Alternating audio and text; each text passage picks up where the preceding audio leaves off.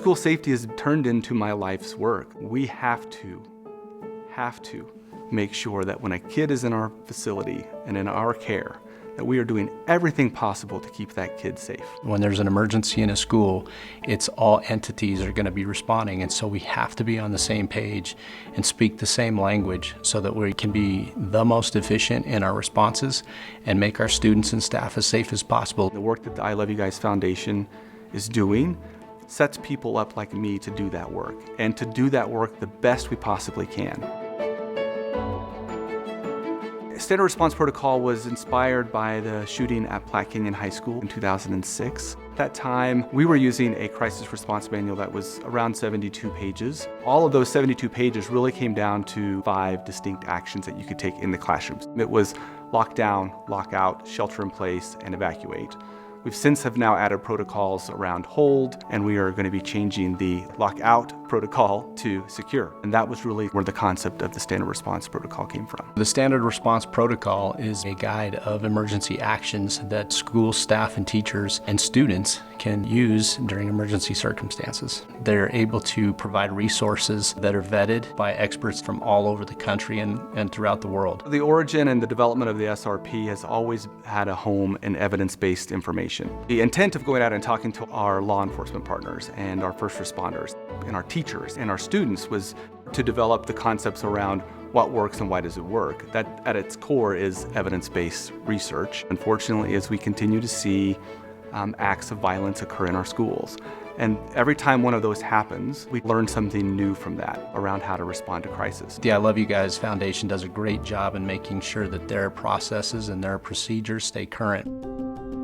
The 2021 version, the term lockout has been changed to secure. I can tell you as a former law enforcement officer, that term was often confused with lockdown. Lockouts, or a secure situation as they've changed it to now, would occur on probably a daily basis throughout all the school districts in America. Police ask the school to close their doors and secure their perimeter because there's something going on in the community that has nothing to do with the school. A lockdown is a much more serious action to be taken. Usually it's because of a much more serious situation within the school itself. Because those two actions are so drastically different, we were looking for a change to the SRP. If someone calls for a lockdown instead of a lockout, that's a much more distracting and stressful situation for our students and our staff. You would see how language was confused. Teachers wouldn't know what they were talking about. Parents would be confused because they would hear about a lockout and they thought it was a really terrifying situation when really their kids weren't even impacted by it. When you call for a lockdown, that means that there's an act of violence occurring inside your facility. But when you call for a lockdown, that is locks, lights, out of sight, and this building and all buildings stop. For our protocols, the only way we can release that lockdown protocol is we have to have law enforcement agencies come to this building, get keys, and they go door to door and unlock every single classroom. That takes time out of our educational environment and out of our educational day just because of the confusion between the terms lockout and lockdown. By moving to secure, our intent here is that we're going to eliminate that confusion.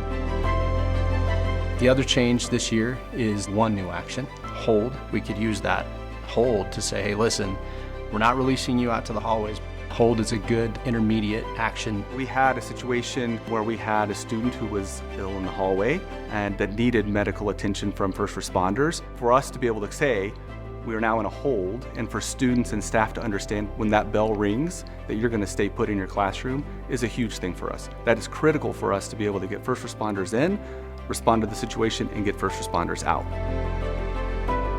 A drill it's a non-traumatic experience. It's about teaching the concepts of this is what you do, but you don't have to scare people to do that. Drills are mastery of the basics. We're just trying to teach and reinforce behaviors that we want to exhibit during an emergency. In an exercise, you bring in elements of reality that make that much more intense. On occasion, with your law enforcement partners, and oftentimes when school's out of session in a summer, we might do something like that to train our first responders and law enforcement. They need that realism. Kids don't need to feel that. Kids just need to know this is exactly what I do. It's locks, lights, out of sight in a lockdown, and that doesn't have to be traumatic.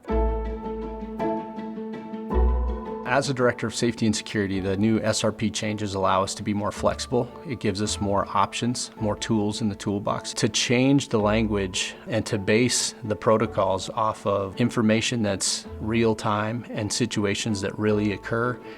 It's important. This is something that has to continually evolve. We always have to improve to make it better, to make sure our kids are as safe as they can possibly be when they're in our schools. It's the right work at the right time.